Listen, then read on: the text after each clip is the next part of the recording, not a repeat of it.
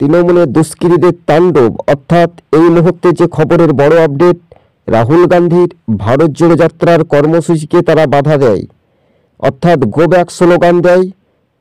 এই তৃণমূলের আবারও নোংরা রাজনীতি খেলা শুরু হয়ে গেল। পশ্চিমবঙ্গের প্রদেশ কংগ্রেস সভাপতি যিনি রয়েছেন অধীর চৌধুরী পরিষ্কারভাবে বলেন, এই তৃণমূল যে নামে এবং কামে কিছুই নেই, তারা কিন্তু বিজেপির হাতকে শক্ত করতে চাইছে, এই কথা পরিষ্কারভাবে জানিয়ে দিয়েছেন অধীর চৌধুরী।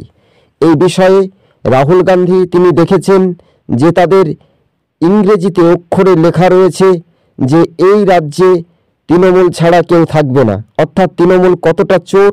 আর সেই চোরের দুর্নীতিতে আড়ালে যখন শীতলকুচি কোচবিহার জেলাতে কংগ্রেস সাংসদ রাহুল গান্ধীর জনপ্লাবন ভারত জোড়ো যাত্রা কর্মসূচিতে প্রভাব পড়েছিল, তখন তৃণমূলের দুষ্কৃতীরা ভয় পাচ্ছে।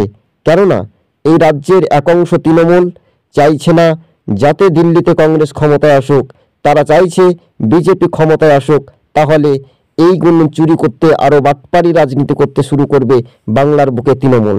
তাই একাধিক কংগ্রেস জেলা নেতৃত্ব থেকে সৌম্য এইচ রায় তিনি মুখপাত্র রয়েছেন, পশ্চিমবঙ্গে প্রদেশ কংগ্রেস নেতৃত্ব তৃণমূলকে কড়া হিসেবে জবাব দিয়েছেন। তৃণমূল কতটা দুর্নীতিবাজ সেটা তিহার জেল থেকে হিসাব হবে।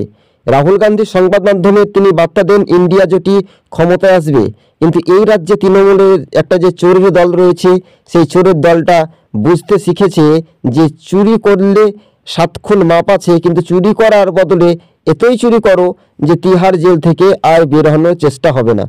তৃণমূলের কত বাটপারি রাজনীতি দল সেটা কিন্তু প্রকাশ্যেই দেখা যেতে পারে। কোচবিহারে একাধিক জায়গাতে কংগ্রেস কর্মী সমর্থকদেরকে আটকানোর চেষ্টা করেছে প্রশাসন, তার নমুনা চিত্র কিন্তু সোশ্যাল মিডিয়াতে দেখানো হয়েছে। কিন্তু এই বিষয়ে রাহুল গান্ধী ও অধীর চৌধুরীরা কিছু বলেননি, কেননা সেটা কিন্তু দলীয় কর্মী সমর্থকদের মাঝে সরাসরি আনেননি। রাজ্য রাজনীতিতে সাংবাদিক সম্মেলনের পরেই জানিয়ে দিয়েছেন রাহুল গান্ধী ও অধীর চৌধুরী। পরবর্তীতে তারা যেমন আজকে যেমন প্রজাতন্ত্র দিবসের উপলক্ষে, অর্থাৎ তাদের কিন্তু ভারত জোড়ো যাত্রা কর্মসূচিটা হঠাৎ করে বাতিল হয়ে যায় কিন্তু বিভিন্ন কাজের জন্য, কেননা অনেকটাই তিতকারও পেতে হবে শাসক দল, একদিকে তৃণমূলের চোরের দল, অন্যদিকে বিজেপি কিন্তু তারা রাহুল গান্ধীর কড়া সমালোচনা করবে বলে যা বিশেষ কারণে কিন্তু সেটা বাতিল হয়ে যায়, অর্থাৎ আবার কিন্তু তারা পশ্চিমবঙ্গের কোচবিহারের দিকে রওনা হয়ে আবারও ভারত জোড়ো যাত্রা কর্মসূচিতে সামিল হবে। কিন্তু একের লাঠি 10-এর বোঝা, এই তৃণমূল আর না, কথা দিয়ে কথা রাখতে পারবে না শাসক দল, তৃণমূলের দুর্নীতিবাজরা। আর এই বিষয়টা রাহুল গান্ধীর ওপর যখন আক্রমণে সংগঠিত করেছিল আসাম পুলিশ, তখন সেই কায়দায় তৃণমূলের মমতা মুখে এবং কামে তিনি কিছুই করতে পারছেন না, কেননা রাহুল গান্ধীকে আটকানোর চেষ্টা করছিল পুলিশ, কিন্তু কোনো মতেই দলীয় কর্মী অনুগামীরা আটকানোর চেষ্টা করতে দেয়নি। কিন্তু রাজ্যের বাসীর দোরগোড়ায় কতটা তৃণমূলের দুর্নীতির নিচে নামতে পারে সেটা কিন্তু বাংলার মানুষ জানে।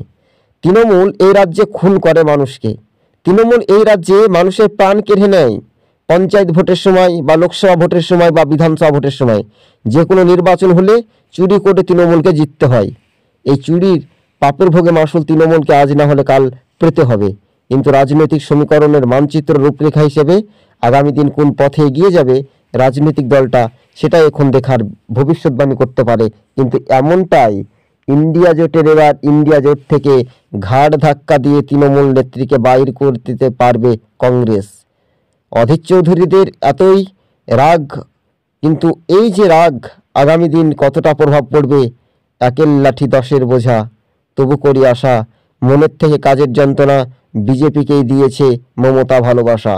কিন্তু রাজনৈতিক সমীকরণের মানচিত্র রূপরেখা খুব ভালো করে বুঝে রাখবেন, কিন্তু মানুষের উদ্বেগজনক, মানুষের ইঙ্গিতপূর্ণ, কিন্তু সেই বিশেষ রাজনৈতিক সমীকরণের মানচিত্র রূপরেখা হিসেবে কি হয় আগামী দিন, এটাই তো একটা দেখার বিষয় রয়েছে। কিন্তু এই রাজ্যের রাজনীতির সমীকরণ, এই রাজ্যের মানচিত্র রূপরেখা, সেটা ধারাবাহিকভাবে কতটা প্রভাব পড়বে তার ভোটের ফলাফলের নিরিখে কিন্তু দেখা যেতে পারে। হ্যাঁ, এবার বুঝতে পারবেন যে এই তৃণমূল দলটা কতটা চোর, চুরি করে তারা নিচে নামতে পারে। কিন্তু যখন আমরা দেখেছিলাম আসাম পুলিশ হিমন্ত বিশ্ব শর্মা, তিনি কি করলেন, তিনি সরাসরি রাহুল গান্ধী ন্যায় যাত্রাকে অন্যায় যাত্রা বলে তিনি একটা মামলা দায়ের করলেন। মামলাটা কাকে দিয়ে করানো হলো? মামলাটা একটা ফুটপাতে একটা যে কোনো একটা বিজেপির কার্যকর্তা মণ্ডল নেতাদের দেখানো হলো যে রাহুল গান্ধী নাকি তাদের উপর আক্রমণ করেছে, তাদেরকে মারধর করেছে, এরকম হ্যান ত্যান আলতু ফালতু বলে কিছু করানো হয়েছে। তাহলে অসম আর বাংলার পুলিশের মধ্যে এদের ফারাক বা পার্থক্য মিল নেই। এরা ঘেঁষাঘেঁষি করে মানুষের বিভেদের সৃষ্টি রাজনীতি করতে চাইছে। তাই আমরা বলতে চাই, এই রাজ্যের মানুষ যখন শান্তি সুষ্ঠু পরিবেশে বসবাস করছে, তখন এই রাজ্যের তৃণমূলের যে দেউলিয়া, সেই দেউলিয়া সরকারকে কিন্তু আজ না হলে কাল এই ক্ষমতা থেকে হটতে হবে। তখন আর দিদির পুলিশ থাকবে না, এটাই জেনে রাখো। দিদির পুলিশ কোথায় যাবে, এটাই স্বাভাবিকভাবে প্রশ্ন তুলছে কংগ্রেস কর্মীরা। কিন্তু কোচবিহারে যে জনপ্লাবন, জলপাইগুড়ি, দার্জিলিং, কোচবিহারে যে জনপ্লাবন, সেটা কিন্তু জনগণের প্রভাবে কিন্তু একটা রাজনৈতিক সমীকরণের মানচিত্র, সেটা কিন্তু একেবারে দেখা যেতে পারে। আপনারা যদি আমাদের ইউটিউব চ্যানেলের সঙ্গে নতুন দর্শক হয়ে থাকলে চ্যানেলটিকে অবশ্যই সাবস্ক্রাইব করে সঙ্গে থাকবেন। তৃণমূল চুরি করলে 7 খুন মাপ, কিন্তু মাপটা দেবে কে? বিজেপি। যেহেতু ইডি সিবিআই তদন্ত করে ধরতে পারছে না আসামিগুলো, এতই চুরি করেছে, তৃণমূলের নেতাদের পকেট ভারী হয়েছে, আর সেই পকেট মারি নেতাদেরকে গ্রেপ্তার করতে পারছে না। কিন্তু রাহুল গান্ধীর ভারত জোড়ো যাত্রা কর্মসূচিতে কংগ্রেস কর্মীদের বাইক আটকাচ্ছে কে? পুলিশ তো এমনি আটকাবে না, দারোয়ান, অর্থাৎ যে তিনি রয়েছেন নবান্নে বসে দারোয়ান, সেই দারোয়ানদের কথা তো শুনতেই হবে।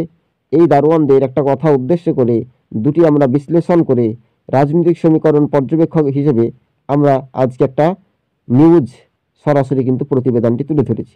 খুব ভালো করে মনে রাখবেন, এই তৃণমূল দলটাকে আয়ত্তে যাতে কোনো রকমের বিজেপি ক্ষমতা না হারায়। কিন্তু বিজেপি ও তৃণমূলের যে আতায়াতের সেটিং প্রকাশ্যে আবার আনলেন অধীর চৌধুরী। কিন্তু রাজনৈতিক সমীকরণের মানচিত্র রূপরেখা, সেটা স্বাভাবিকভাবে বা ধারাবাহিকভাবে দেখার একটা রাজনৈতিক সমীকরণের মানচিত্র, সেটা কিন্তু দেখা যাওয়ার একটা সম্ভাবনা বেশি। কেননা রাজ্য রাজনীতির বিষয়টা খুবই গুরুত্বপূর্ণ, আর এই বিষয়ে সময়সীমাটা আগামী দিন কোন পথে এগিয়ে যাবে, এটাই এখন দেখার একটা বিষয় রয়েছে। হ্যাঁ, রাহুল গান্ধীকে গো ব্যাক স্লোগান দিচ্ছে তৃণমূলের দুষ্কৃতীরা, তারাই নাকি আবার ইন্ডিয়া জোট বলছে ক্ষমতায় আসবে। ছাগলে কিনা বলে, পাগলে কিনা খায়, এই তৃণমূলের সন্ত্রাসীরা কিন্তু যখন হয়েছে, একদিকে আমরা যদি দেখি ত্রিপুরার আগরতলা থেকে বাংলা, একই খেলা। তাই এই রাজ্যের মানুষ তৃণমূল দলটিকে আর চাইছে না। তৃণমূল দল মানে দুর্নীতিবাজ, এই দুর্নীতিবাজদের বিরুদ্ধে কিন্তু মানুষ আগামী দিন লড়াই করবে, লড়াইয়ের নমুনা চিত্র দেখা যাবে।